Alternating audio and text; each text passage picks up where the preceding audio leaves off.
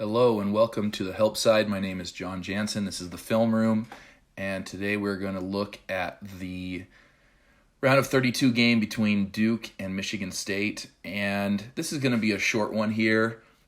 I just want to talk about Duke for a second, and you watch Coach K talk after Duke beat Michigan State. And he was talking about what a great game it was and how it was back and forth, and to be honest, look, I'm a huge Duke fan. I'm a Coach K fan. He's like my coaching hero. I bought all of his DVDs when I first started coaching, and I just love the way he coaches. And I don't know if it's this group or what the case is, but I just don't feel like Duke plays hard enough to win a national championship.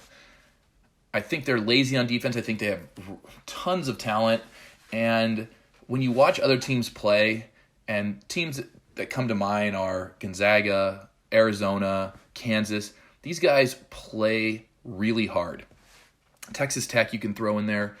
And when you watch this Duke team play, they don't always play hard. They kind of just go through the motions on defense. And they're a very good offensive team. They're a very talented team. But I'm not impressed with their defense. And we're going to look at this one quick clip here.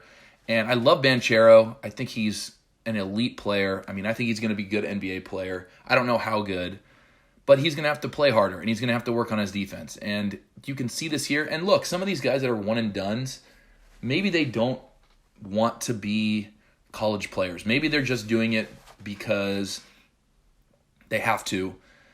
But when you're in a tournament game, the entire country is watching. You're playing on national television. It's a good chance to showcase what you've got for the next level. And what we're going to see here is not only just not playing hard, but we'll just go through it here. So the Duke player takes a shot. It's not a great shot. That's okay. That's not the point of the video here.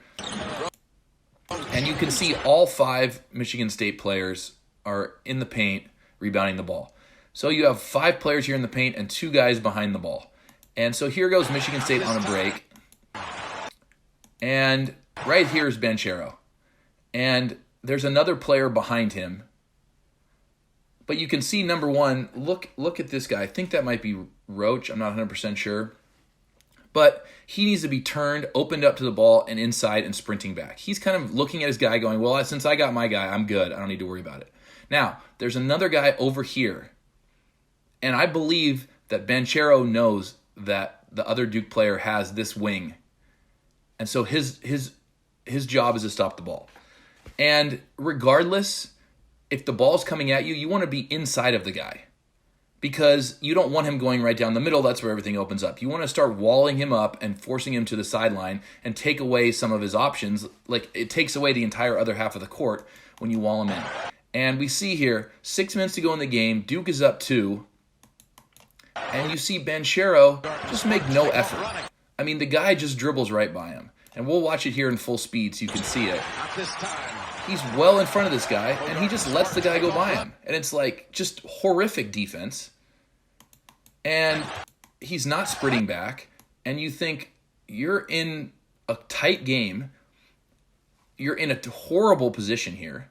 And it's not like he was, the break just happened. We saw there was 5 Michigan State players in the paint. He had plenty of opportunity when this ball came out to get over here and stop the ball and wall it and force it to the sideline. Instead, he kind of jogs, lets the guy go behind him, and now this guy who is doing his job and going over there and guarding the wing runner has to come over and help Banchero out because he decided not to sprint back. And now Zero has to come in. He's coming over to help too. And to be honest, both of these guys are going to end up being wide open.